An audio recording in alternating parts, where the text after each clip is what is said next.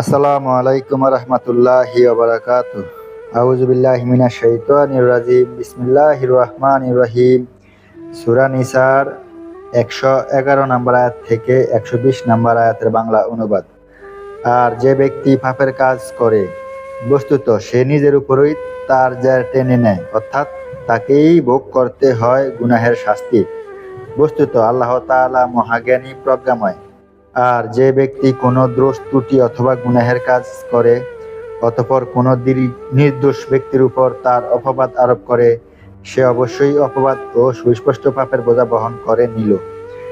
আর যদি আপনার প্রতি আল্লাহ তাআলার অনুগ্রহ ও দয়া না হতো, তাহলে অবশ্যই তাদের মধ্য থেকে একদল লোক আপনাকে পথভ্রষ্ট করার দৃঢ় সংকল্প করেছিল, কিন্তু প্রকৃতপক্ষে তারা শুধু নিজেদেরকেই বিভ্রান্ত করে চলেছে। তারা আপনার বিন্দুমাত্র ক্ষতি করতে পারবে না।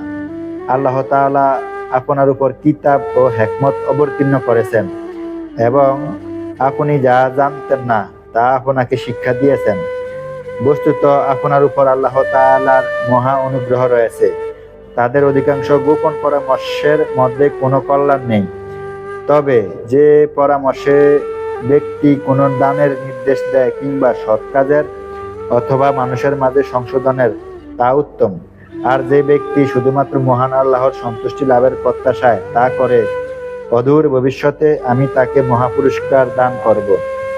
আর যে ব্যক্তি তার নিকট হেদায়েত সুস্পষ্ট হওয়ার পরও রাসূলের বিরুদ্ধাচরণ করে এবং মুমিনদের পথ ব্যতীত অন্য পথ অনুসরণ করে, আমি তাকে সেই দিকে ফিরিয়ে দেই যে দিকে সে ফিরতে চায়, অতঃপর তাকে জাহান্নামে প্রবেশ করাবো।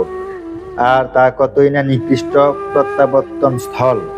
নিশ্চয়ই আল্লাহ তাআলা তার সাথে অংশীদার সাব্যস্ত করাকে ক্ষমা করবেন না। এত ভিন্ন অন্যান্য গুনাহ যাকে ইচ্ছা তিনি ক্ষমা করবেন।